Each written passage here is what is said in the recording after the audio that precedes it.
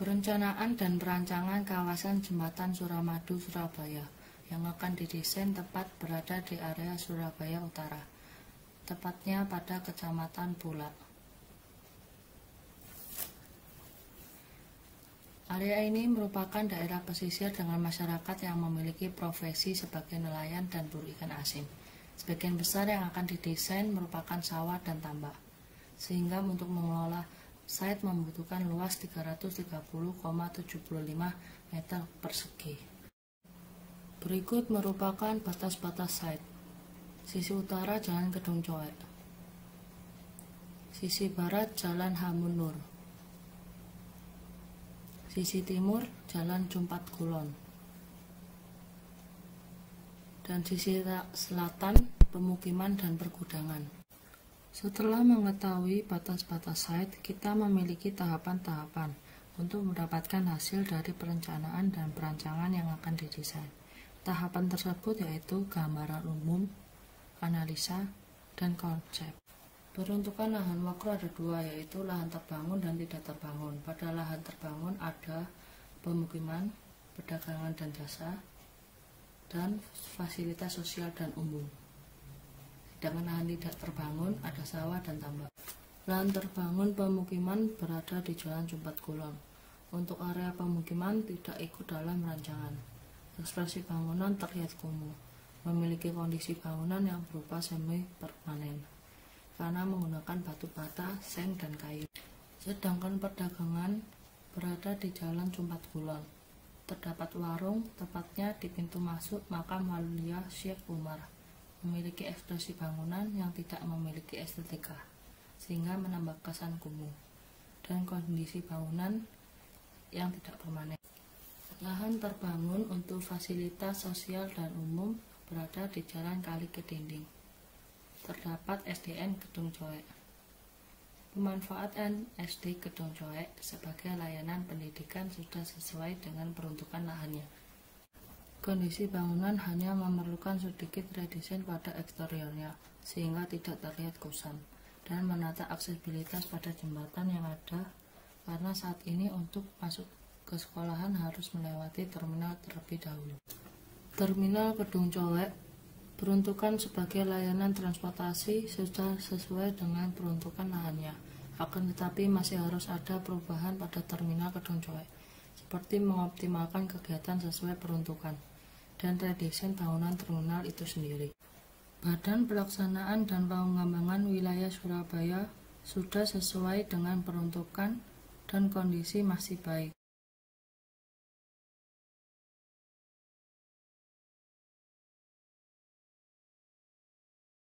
Makam Kedung Coek.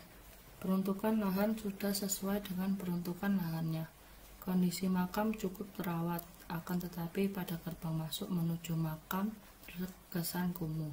Dinding pembatas antara makam dengan sungai dan makam dengan jalan tol dan jembatan penghubung untuk menuju makam terlihat tidak layak, sehingga kami akan redesain kembali. Lapangan tembak Pemkot berada di Jalan Cumpat Kulon. Saat ini kondisi masih dalam tahap pembangunan. Selain itu terdapat bangunan bersejarah dan aktivitas penunjang. Bangunan bersejarah yaitu Benteng Kedung Coek dan makam Walulia Syekh Umar. Aktivitas penunjang yaitu kegiatan sosial masyarakat sebagai nelayan dan tempat pemancingan serta foto prewedding. Teori yang kita gunakan yaitu Hamid Sirvani dan Kevin Lynch. Teori Hamid Sirvani ada 8 elemen, yaitu tata guna lahan, bentuk dan kelompok bangunan, ruang terbuka, parkir, tanda-tanda, jalur pejalan kaki, pendukung kegiatan, dan preservasi. Sedangkan Kevin Lynch yaitu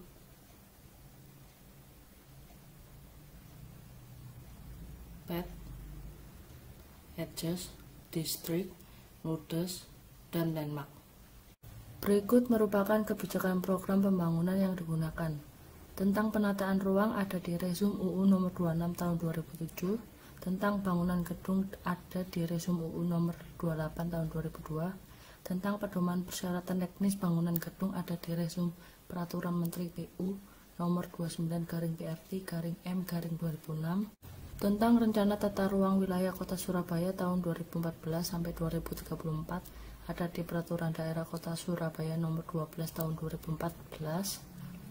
Tentang pemanfaatan ruang terbuka hijau di kawasan perkotaan ada di Resum Peraturan Menteri PU Nomor 5/PRT/M/2008.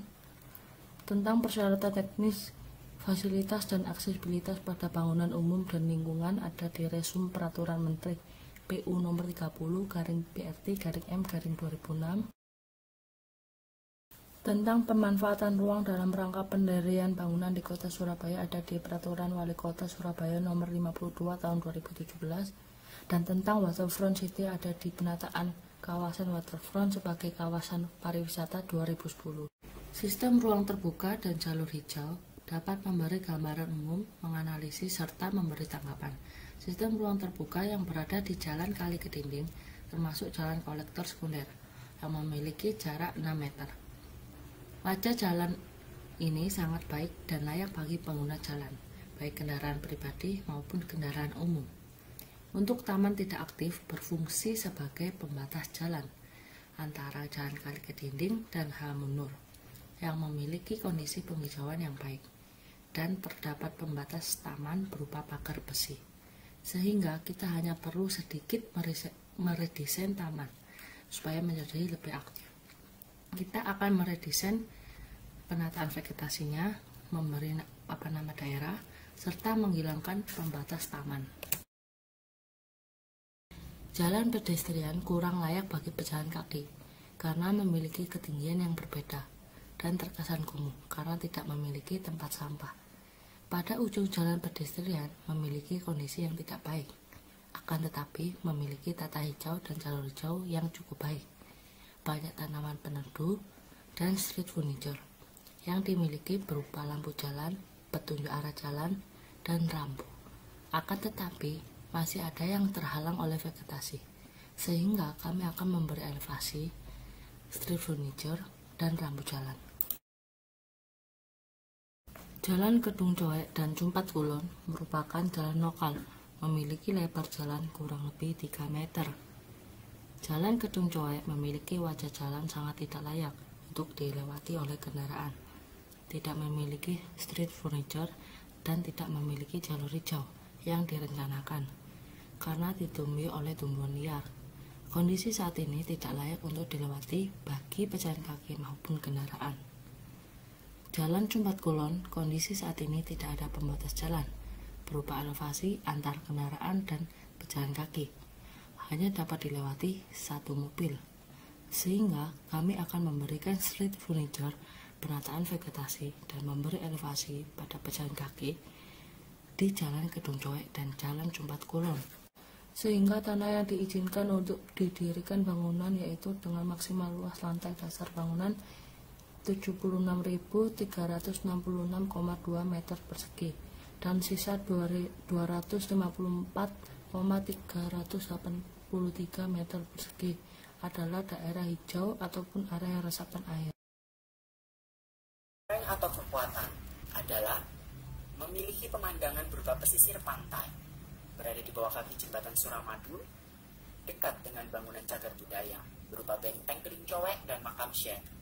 Kemudian untuk weakness atau kelemahan, yaitu pengetahuan masyarakat yang kurang mengenai pemanfaatan lahan pesisir pantai, minimnya fasilitas penunjang, serta kawasan yang rawan bagi masyarakat, dan lahan masih berupa sawah dan opportunity atau kesempatan, yaitu rencana Pemkot Surabaya membangun jalur rel kereta gantung. Kemudian dekat dengan benteng Kedung Coek dan makam Wali Hidayah Syekh Umar Sumbawa dan Kiai Haji Hasbullah. Lokasi strategis yang berada di pesisir pantai, serta masyarakat yang bekerja sebagai buruh pemotong ikan asin. Kemudian untuk threats-nya, yaitu rawan terjadi gelombang tinggi karena berada di pesisir pantai. Kemudian menutupi sebagian view ke pesisir akibat lapangan tembak Pemkot Surabaya, serta adanya pemukiman kumuh. Dilakukan antara strength dan opportunity, yaitu meningkatkan kawasan tersebut sebagai kawasan wisata air, menata area pesisir sehingga dapat menjadi kawasan pantai, mendorong kawasan cagar budaya agar dapat dikenal masyarakat, serta memberdayakan sumber daya manusia untuk dapat mengembangkan kawasan. Untuk strategi weakness dan opportunity, meningkatkan pengetahuan masyarakat,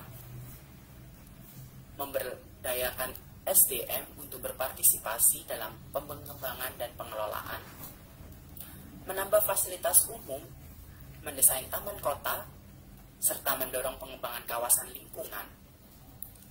Untuk strategi strength dan threat, penanaman kawasan hutan mangrove, perlu adanya perkerasan di sepanjang pesisir, mengalokasikan pemukiman kumuh menjadi area ruang terbuka hijau, meletakkan posisi rancangan desain dengan tepat. Untuk strategi weakness dan threat, yaitu melakukan kerjasama dengan Pemkot Surabaya di bidang ekonomi dan wisata, meningkatkan pengetahuan masyarakat, serta penambahan ruang terbuka hijau dan jalur hijau. Sehingga kesimpulan dari konsep pengembangan yaitu menurut landasan dan kebijakan program kita menggunakan waterfront city.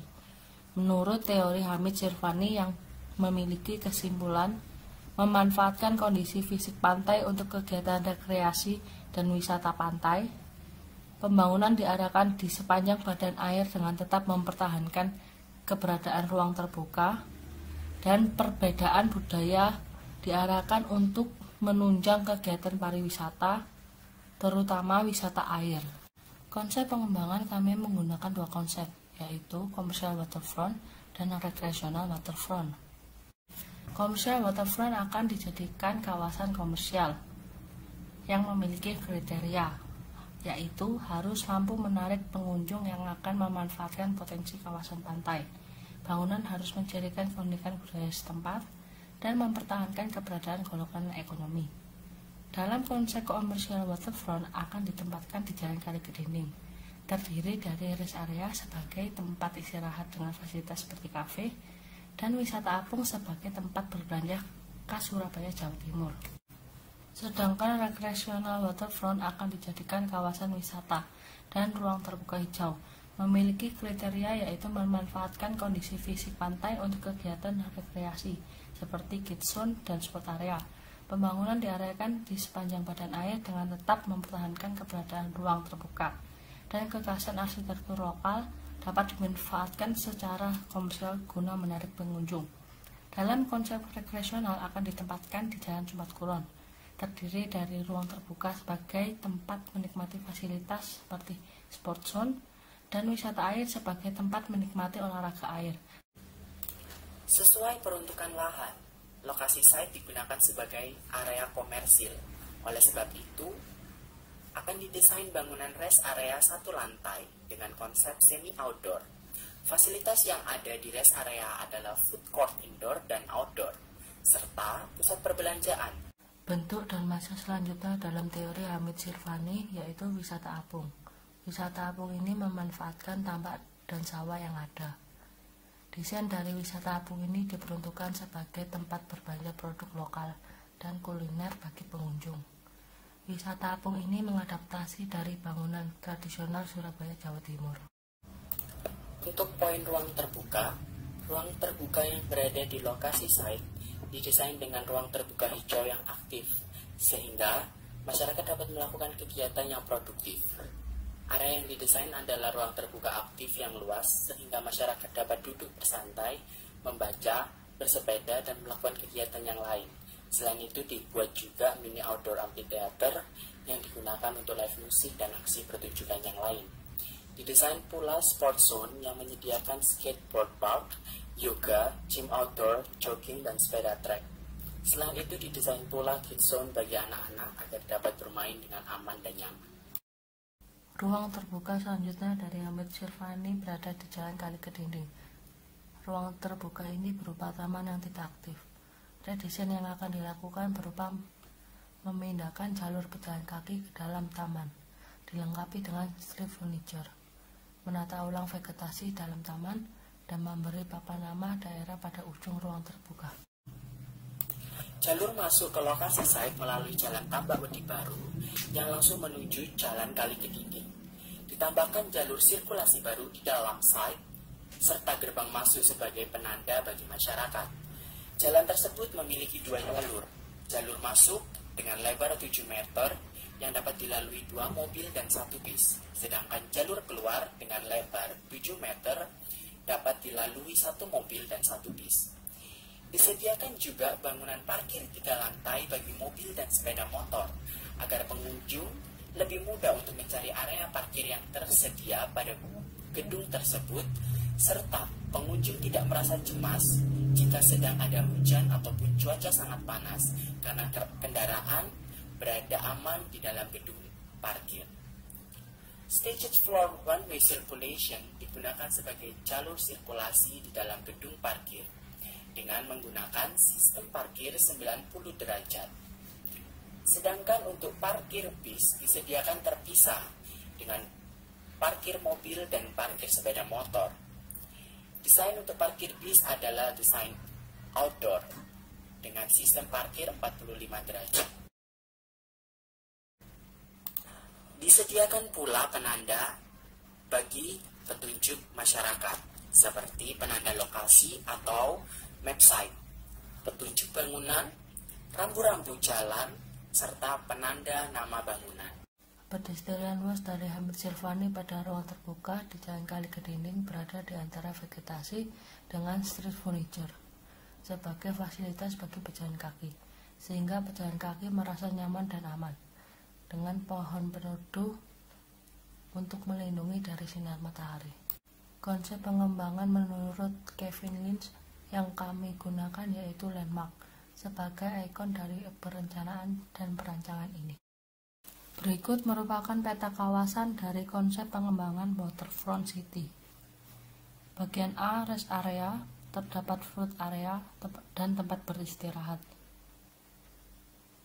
Bagian B merupakan ruang terbuka, terdapat kolam, air mancur, sculpture, tempat bersantai, dan jogging track. Bagian C, wisata apung, terdapat souvenir, kuliner, dan pemancingan. Bagian D, sport area, terdapat skatepark, workout, dan jogging track. Bagian E, kids zone, terdapat taman bermain anak dan jogging track.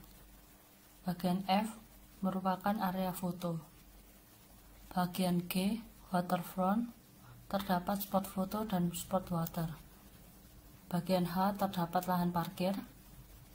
Bagian I, intensitas pemanfaatan lahan kawasan Jembatan Suramadu Surabaya memiliki GSP 4 meter, KDP 10% sampai 30%, dan KLB 0,1 sampai 0,3. Isu dari analisis SWOT yaitu merupakan kawasan yang berupa tambak, sawah, dan berada di gerbang masuk Jembatan Suramadu. Berikut merupakan tata bangunan yaitu meredesain jalur hijau di Jalan Kali Kedinding sehingga menjadi jalur hijau aktif. Mendesain RTH pada site yang semula berupa tambak dan sawah didesain sehingga menjadi RTH yang aktif dengan fasilitas sebagai berikut: taman anak, area olahraga, amphitheater, dan area santai. Mendesain bangunan rest area bagi pengunjung dengan orientasi bangunan menghadap bibir pantai.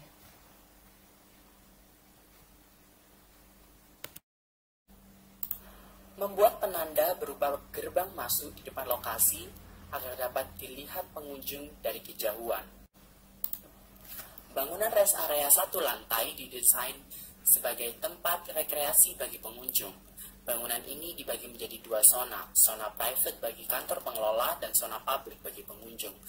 Bangunan ini didesain dengan menggunakan banyak kaca agar pengunjung dapat melihat view dari dalam dan mendapat banyak sinar matahari pada pagi hingga sore hari. Salah satu fasilitas pada bangunan rest area adalah memiliki food court indoor dan food court outdoor.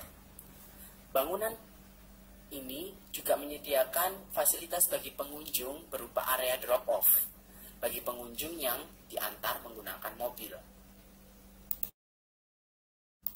Ruang terbuka hijau di dalam gedung memiliki ukuran yang cukup luas, sehingga pengunjung dapat melakukan berbagai macam aktivitas. Selain itu, disediakan juga pendopo yang memiliki atap agar pengunjung dapat duduk bersantai dengan tidak kehujanan dan kepanasan, serta pelindung bagi pejalan kaki. Disediakan pula kursi berupa amphitheater bagi pengunjung dengan air mancur yang berada di tengah taman. Disediakan pula fasilitas mini amphitheater. Didesain pula sport area yang berisi gym park outdoor dengan alat-alat fitness bagi pengunjung.